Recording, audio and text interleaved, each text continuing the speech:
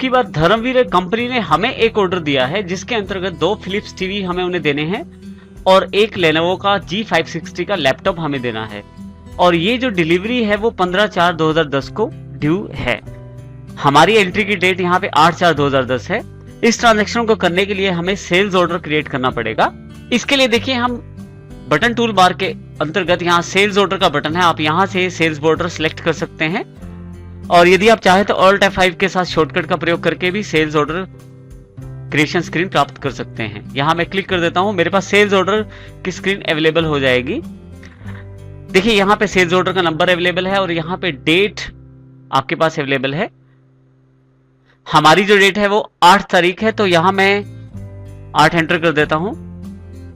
जैसे ही एंटर करता हूं मेरे पास पार्टी का नाम अवेलेबल हो जाता है।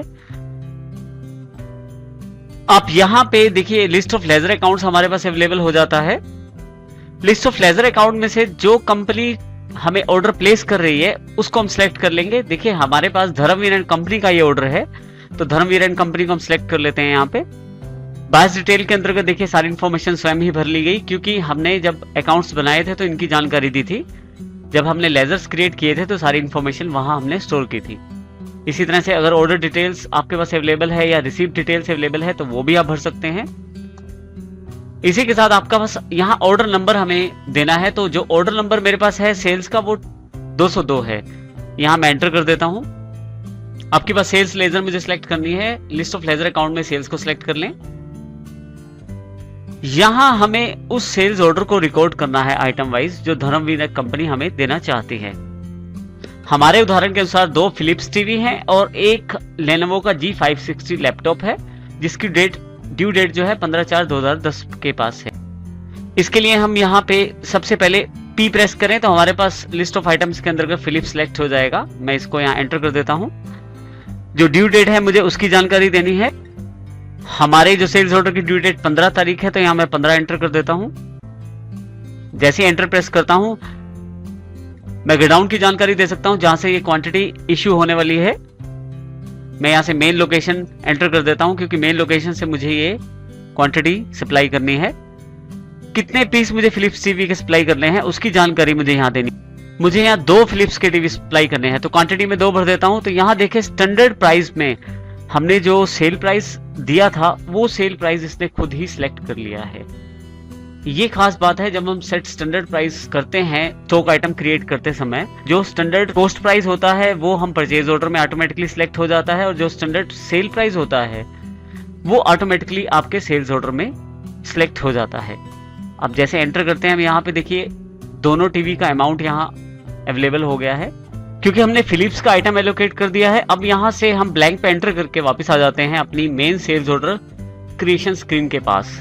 यदि आप यहाँ देखें तो दोनों पीस की जानकारी यहाँ अवेलेबल है। 14,500 जो कि हमारा सेल्स का स्टैंडर्ड रेट है वो जानकारी यहाँ अवेलेबल है और टोटल अमाउंट भी यहाँ अवेलेबल हो गई है।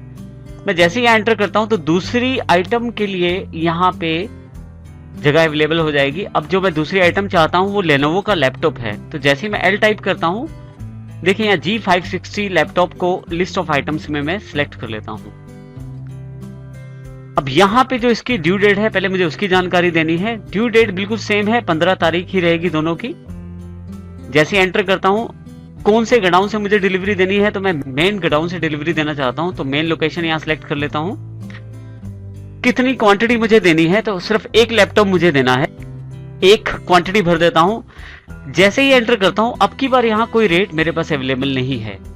यदि आपको ध्यान हो तो स्टॉक आइटम्स क्रिएट कर रहे थे जब हम, तो हमने टीवी सेगमेंट के लिए तो हमने स्टैंडर्ड कॉस्ट रेट और स्टैंडर्ड सेल रेट तो हमने डिसाइड किया था, लेकिन लैपटॉप्स के केस में हमने ऐसा कोई भी रेट डिसाइड नहीं किया था।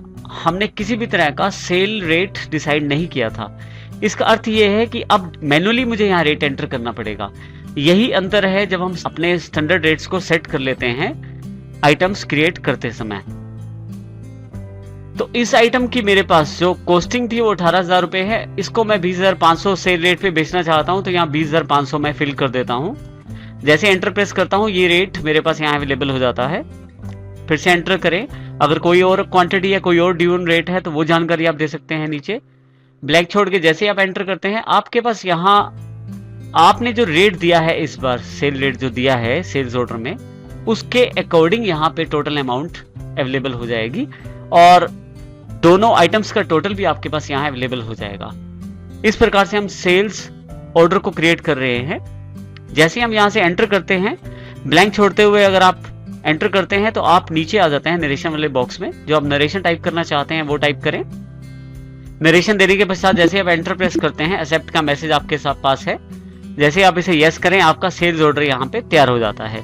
इस प्रकार से सेल्स ऑर्डर आप तैयार कर सकते हैं। इसमें जो हमने इंपॉर्टेंट बात सीखी वो ये है कि यदि आपकी आइटम क्रिएट करते समय आप यदि सेट करते हैं कॉस्ट रेट को और सेट करते हैं सेल रेट को, तो आपको यहाँ फिल करने की आवश्यकता नहीं रहती। परंतु यदि आप वहां पे स्टैंडर्ड सेल रेट सेट नहीं करते तो फिर आपको सेल्स ऑर्डर में वो रेट देना पड़ता है। हमने जो ऑर्डर प्लेस किया था सीएनसी एंड कंपनी के पास, वो हमें आज मिल गया है, यानी कि 12 तारीख को उसकी डिलीवरी हमें मिल गई है। जो हमने परचेज ऑर्डर दिया था और उसके बदले हमें जो डिलीवरी मिली, उसके लिए हमें यहाँ रिसीप्ट वाउचर हमें क्रिएट करना है, जिससे हम ये जानकारी दे पाए कि हमें गुड्स मिल गई हैं। तो इस प्रकार जो हम परचेज ऑर्डर देते हैं और जब हमें उसकी आइटम्स रिसीव हो जाते हैं तो उसके लिए हम रिसीप्ट नोट एक तैयार करते हैं। इस तरह के ट्रांजैक्शन को स्टोर करने के लिए हम टैली में रिसीप्ट नोट का प्रयोग करते हैं। गेटवे ऑफ टैली के अंतर्गत ट्रांजैक्शंस में हमारे पास इन्वेंट्री वाउचर्स उपलब्ध हैं। जैसे आप इसे सिलेक्ट करते हैं, आपके पास इन्वेंट्री वाउचर क्रिएशन स्क्रीन उपलब्ध हो जाती है। बाय डिफॉल्ट टैली वो वाउचर ओपन कर देता है जो लास्ट टाइम आपने यूज किया था। इसके अतिरिक्त आप राइट हैंड साइड पे देखें तो आपके पास जो बटन टूल बार है उसमें काफी सारे वाउचर्स यहाँ उपलब्ध हैं। यदि आप यहाँ देखें, हमारे पास रिसीप्ट नोट के लिए अल्ट्रा F9 के साथ आप रिसीप्ट नोट सेलेक्ट कर सकते हैं, रिसीप्ट नोट पे क्लिक भी कर सकते हैं। लेकिन यदि आप यहाँ ध्यान दें तो दोनों ऑप्शंस इस वक्त डिसेबल हैं। हमें सबसे पहले इन्हें एनेबल करना पड़ेगा, तभी हम इसका प्रयोग कर सकते हैं अपने इन्वेंट्री वाउचर्स में। एनेबल करने के लिए यहाँ से आप F11 या फीचर्स बटन को सिलेक्ट करें और एंटर करते हुए अगर यदि आप यहाँ देखें तो एडिशनल इन्वेंट्री वाउचर्स हैं, जिसमें हमें ट्रैकिंग नंबर यानी कि डिलीवरी और रिसीप्ट नोट्स को यस करना पड़ेगा। मैं यहाँ इन्हें यस कर देता हूँ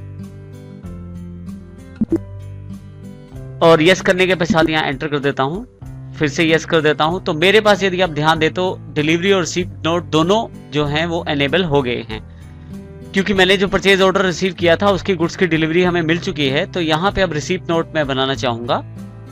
रिसीप्ट नोट पे क्लिक करते ही देखिए आपके पास ये स्क्रीन अवेलेबल हो जाती है। रिसीप्ट नोट के लिए आप अल्ट F9 का प्रयोग भी कर सकते हैं।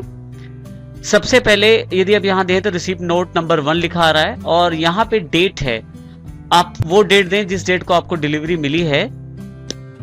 हमारी रिसीप्ट डेट यहाँ 12 तारीख है, तो यहाँ मैं 12 एंटर कर देता हूँ। उसके पश्चात जैसे ही एंटर करता हूँ, यहाँ रेफरेंस नंबर है, आप रेफरेंस नंबर दे सकते हैं या रेफरेंस दे सकते हैं जो आप देना चाहते हैं। फिर से एंटर करें, यहाँ पार्टी का नाम अवेलेबल हो जाएगा। हमारी जो पार्टी है वो CNC कंपनी है। जैसे ही सी प्रेस करता हूँ तो यहाँ CNC सिटी के नाम से list of ledger account available हो जाते हैं, जिसमें CNC सिटी को मैं सिलेक्ट कर लेता हूँ।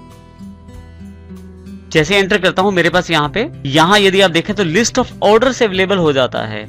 अब ये बात बहुत ध्यान रखने वाली है कि हमने परचेज ऑर्डर जो हमने प्लेस किया था उसमें एक ऑर्डर नंबर हमने दिया था, वही लिस्ट ऑफ ऑर्डर्स के अंदर हमारे पास यहाँ अवेलेबल है जो 2 तारीख को हमने प्लेस किया था। जैसे हम इस पे एंटर करते हैं, अगर इसके अतिरिक्त और कोई ऑर्डर है तो आप वो भी ले सकते हैं, लेकिन यहाँ अब मैं एंड ऑफ लिस्ट ले लेता हूँ यहाँ पे। और इसी के अतिरिक्त अगर आपके पास कोई और रेफरेंस है तो वो भी दे सकते हैं। अभी ये ब्लैंक है और इसे एंटर कर देता हूँ। नीचे देखें तो सप्लायर डिटेल्स में खुद ही CNC सिटी की सारी डिटेल्स फिल हो गई हैं। जो सेल टैक्स नंबर है आप वो दे सकते हैं यहाँ पे।